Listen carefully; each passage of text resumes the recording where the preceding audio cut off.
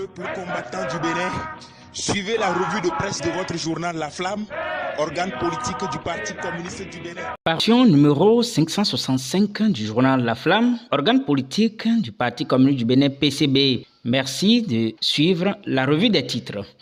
Incarcération d'Olivier Bocon, l'ami de Talon et Oswald Khoumeki, le jeune frère. On voit là deux acteurs clés du pouvoir autocratique écrasés par leur propre système, informe l'hebdomadaire du PCB.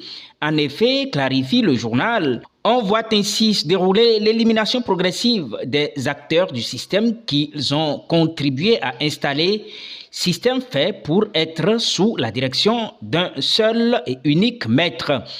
Tout est clair. Le maître du système autocratique, Patrice Talon, compte désormais mettre de l'ordre dans son entourage après avoir exclu du système électoral le peuple et toute l'opposition à travers des lois et réformes scélérates. Le dictateur autocrate rappelle ainsi brusquement et violemment à l'entourage qu'il est et demeure le seul et unique patron à bord. L'arrestation et l'incarcération de Olivier Bocon, son ami, qui nourrit l'ambition de pouvoir depuis quelque temps, s'inscrit dans cette optique à renchérir la presse du PCB. Alors, pour ceux qui n'ont pas une idée de ce que représente l'autocratie, la scène qui se déroule depuis le 24 septembre en est encore une parfaite illustration dans l'enclos français Bénin, poursuit le journal.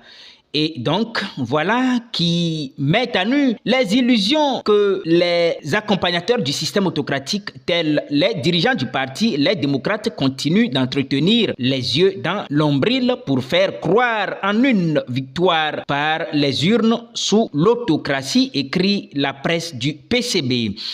Et contre justement les pratiques et théories illusionnistes des accompagnateurs et complices de l'autocratie, le journal loue et salue les luttes du peuple qui approfondissent la faillite donc du système autocratique, oblige le dictateur autocrate à exposer davantage le visage hideux du système. Il en vient ainsi à la conclusion que seul le peuple debout, en continuant avec détermination ses combats, peut briser les reins à l'autocratie, réunir une nouvelle conférence nationale pour instaurer donc la gouvernance patriotique et démocratique.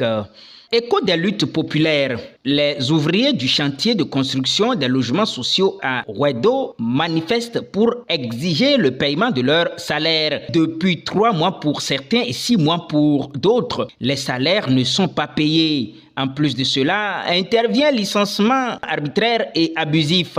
Ces manifestations se sont déroulées les 1er et 2 octobre dernier et ont connu le soutien de la Confédération syndicale des travailleurs du Bénin, CSTB, renseigne la presse du PCB. Le dossier Steve Amoussou et le procès du 7 octobre prochain occupent également les pages de ce numéro 566 de La Flamme. Le journal dénonce en effet le fait que les ravisseurs reconnus coupables et condamnés soient toujours en liberté pendant que Steve Amoussou est toujours maintenu en prison.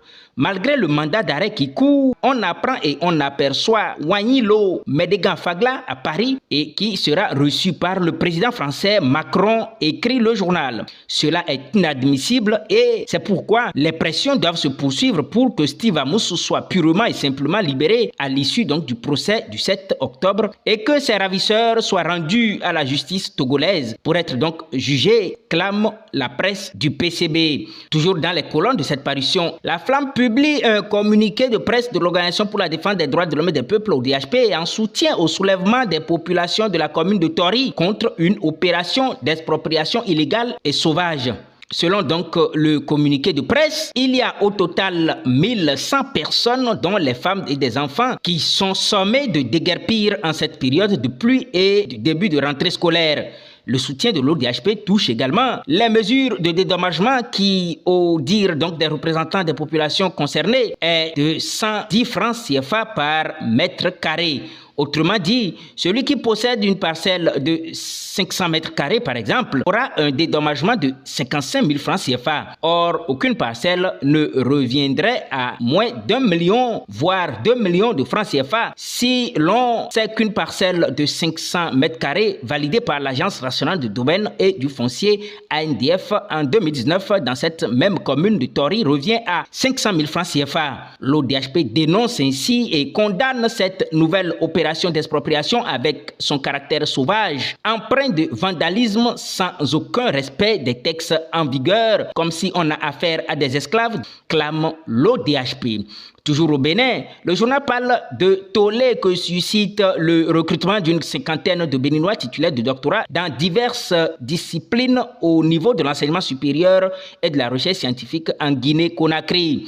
Ainsi, faute de perspectives de recrutement, les Béninois titulaires de thèse dans les universités nationales que le gouvernement de Talon refuse de recruter et qu'on exploite pour les travaux dirigés, les travaux pratiques, les corrections de copies à la suite des examens et l'assistance des enseignants dans leurs cours sans aucune forme de contrat sont contraints donc à l'exil pour aller faire valoir leurs compétences comme c'est le cas actuel en Guinée-Conakry. C'est une preuve de peu d'intérêt accordé à l'enseignement supérieur par l'État, déplore le journal du PCB. Face donc à ce malheureux constat, la Flamme en vient à la solution de l'avènement d'un pouvoir patriotique qui seul permettra de résoudre ces problèmes afin que les Béninois soient fiers de servir leur pays. Toujours à propos du mouvement patriotique au Bénin, le journal informe que les 12 et 13 octobre 2024 à Cotonou se tiendra le premier congrès ordinaire de l'Alliance pour la patrie APP sous le thème « Œuvrons de toutes nos forces pour l'avènement d'un pouvoir patriotique et démocratique pour un développement rapide et harmonieux du Bénin ». Par la réunion donc de ce congrès, les patriotes renforcent leur organisation, a écrit La Flamme. Tous les patriotes et démocrates sincères y sont donc conviés. Plus d'une semaine après l'ouverture des classes pour le compte de la rentrée scolaire 2024-2025, l'école béninoise est toujours en difficulté. La première semaine de la rentrée des classes se résume par la morosité ambiante dans les collèges d'enseignement général de Parakou. La faim, la cherté de vie et l'état ruineux avancé de l'école justifient cette morosité ambiante. Qu'en est-il alors dans les communes rurales? S'interroge la voix des travailleurs VTB, organe d'information de la CSTB, parution numéro 156, lu pour vous par votre journal La Flamme. Toujours à propos de l'école, le journal présente la situation au niveau du collège d'enseignement général de Massy, département du Zou, commune de Zogbo-Domain. Créé et installé à proximité de la voie depuis plus de 10 ans, le collège de Massy reste et demeure non clôturé et continue de végéter dans une brousse. Il est donc abandonné dans un état délabré, décrit le correspondant de La Flamme depuis la commune de Zogbo-Domain. À présent, la rubrique Écho des régions, le témoignage d'un étudiant à propos de la présence d'une base militaire française à Tourou, dans la commune de Parakou, renseigne un article de la parution numéro 25 du Tocsin patriotique, organe d'information de la section départementale Borgou de l'Alliance pour la patrie APP, lu pour vous par La Flamme. Toujours écho des régions, le correspondant de La Flamme dans le département du Koufo dénonce la multiplication des taxes dans les marchés du Koufo. Au marché de Koulikame, par exemple, une revendeuse d'huile de palme paye chaque jour de marché au moins 1000 francs CFA répartis ainsi qu'il suit. Taxe de balayage 25 francs CFA, taxe de marchandises 1100 francs et taxe de redevance sur installation d'apatam et hangar 1000 francs CFA, soit au total 1125 francs CFA. Ce cas vécu par les usagers du marché de Koulikame est aussi vécu par d'autres usagers de pratiquement tous les marchés du département du Koufo, Azové, Dogbo, Lassame, Kisame, etc. Trop c'est trop. Impôts et taxes vont nous tuer. Tels sont les cris des revendeurs du Koufo rapportés par le correspondant. Hors des frontières nationales, La Flamme parle de l'agression du député sénégalais Guy Marius Sagna au Togo le 29 septembre dernier. Le président Philippe Toyo Noudianoumé, au nom du Conseil de coordination de l'Organisation des peuples d'Afrique de l'Ouest, OPAO, exhorte les organisations de défense des droits de l'homme à se saisir de cette affaire pour s'assurer que justice soit rendue dans les plus brefs délais. Aussi manifeste-t-il sa solidarité au camarade Guy Marius Sagna.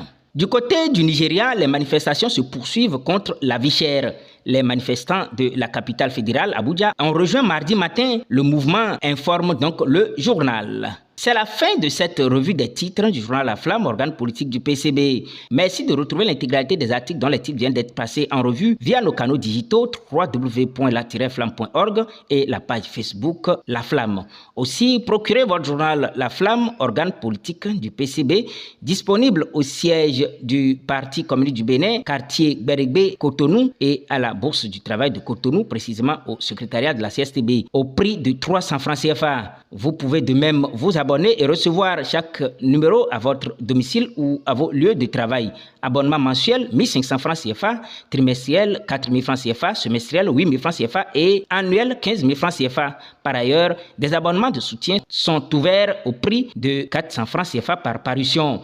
À la semaine prochaine pour un nouveau rendez-vous. On a bien démontré que tout pays qui doit se développer doit se libérer totalement par une révolution décidée de l'impérialisme s'est balayé.